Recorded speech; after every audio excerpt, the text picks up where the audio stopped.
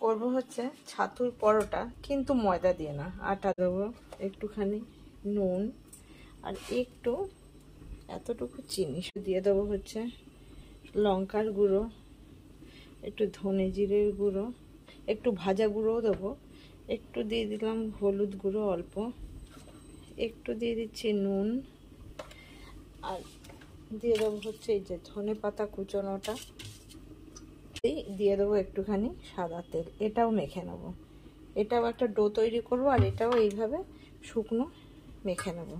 একটু ধনে জিরে গুঁড়ো আগে মাখিয়ে নিই, তারপর দিচ্ছি একটুখানি ভাজা ধনে জিরে গুঁড়ো, তাতে গন্ধটা খুব ভালো হবে।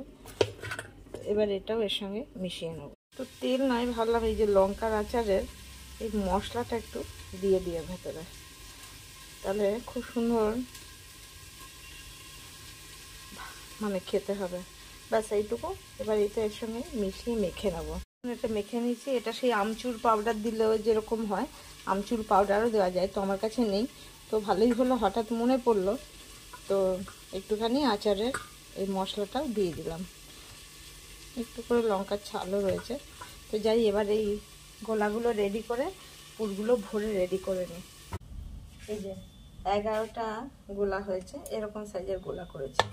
এবার গোলাগুলোকে একটু এইভাবে করে, যেভাবে সব কিছুর পুর ভরে আর কি, এটা আলাদা কিছু নয়।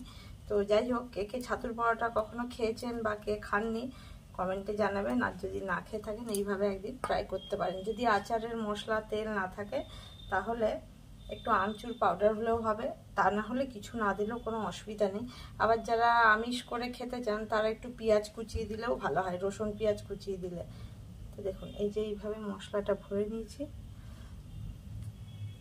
এবার এটাকে যেভাবে মুখটা আটকায় একটু চেপে নিয়ে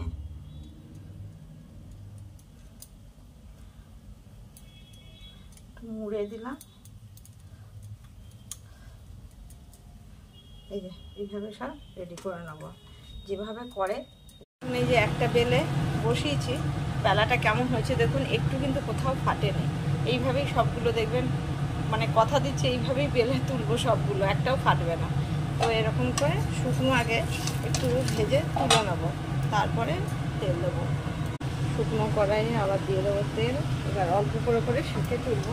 আর এর থিকনেসটা একটু দেখাই আপনাদেরকে, একদম পাতলা, কেন এই জাতীয় আলুর পরোটা, ছাতুর পরোটা এই সবগুলো একটু মোটা হয়, কিন্তু আমি একদম দেখুন কেমন হয়েছে, একটা একটা করে